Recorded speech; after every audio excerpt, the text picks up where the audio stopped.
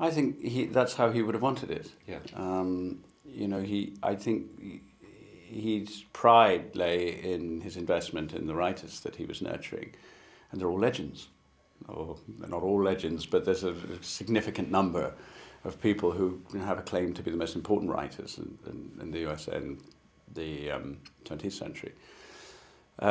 He preferred to stay below the radar, and I think, he was a literary editor for a publishing house which was at that time somewhat conservative, very successful, but they were not going to incline in the direction of the shocking, of the revolutionary, of the new. And the writers that Maxwell Perkins was discovering were exactly that. And to look at him and to listen to him, you wouldn't have put him down as a radical. Yeah. But he knew good writing when he saw it. And so he fought for Scott Fitzgerald, then an unknown writer whose content was misjudged as superficial, was shocking to people. Likewise Hemingway, and perhaps even more Thomas Wolfe.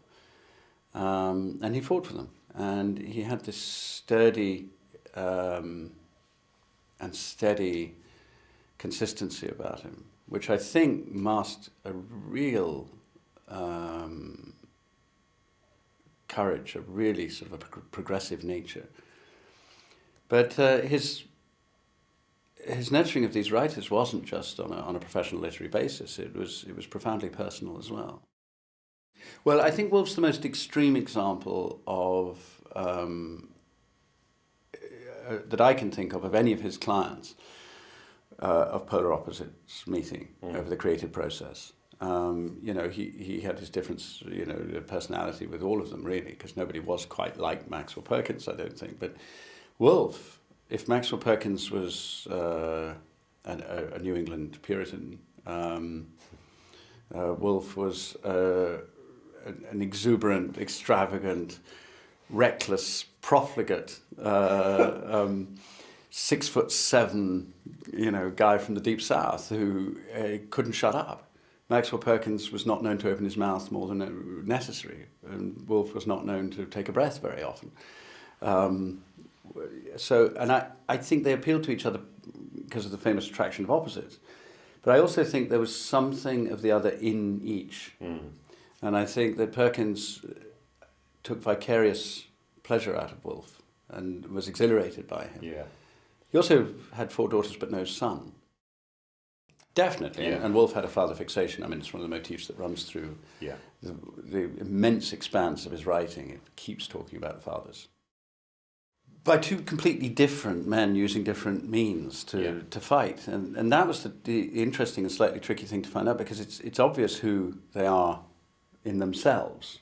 And obvious. You can do a snapshot caricature, which perhaps I've just done. The guy where everything's noisy and big, and the guy where everything's quiet and retiring.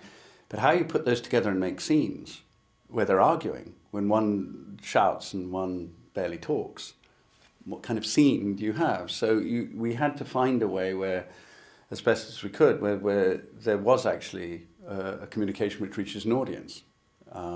What does Max look like when he does fight back?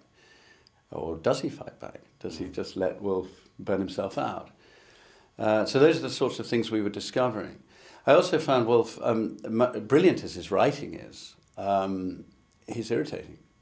There are times when he's self-pitying, where he's kind of constant, relentless appetite for the world is exhausting. Yeah.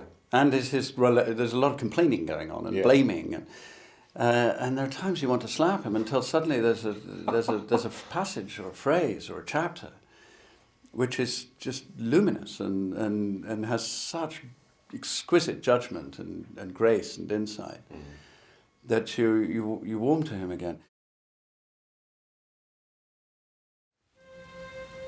やがてアメリカ文学史にその名を残す若き小説家と偉大なる傑作を世に送り出してきた名編集者。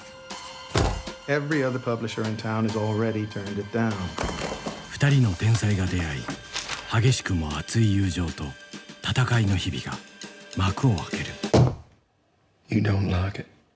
You know I do. We intend to publish your book. Bring it in, guys. Current state or lost is simply too long. Vital! You're losing the plot. I hate to see the words. How is this moment profoundly different? I got you. Cut that, cut that. Better. I love you, Max Perkins! 2人が生んだベストセラーの裏側を描く感動の実話。 He is the genius who made all of your dreams come true. Tom couldn't have done it without you. Max thinks he created me. But you're supposed to grow up.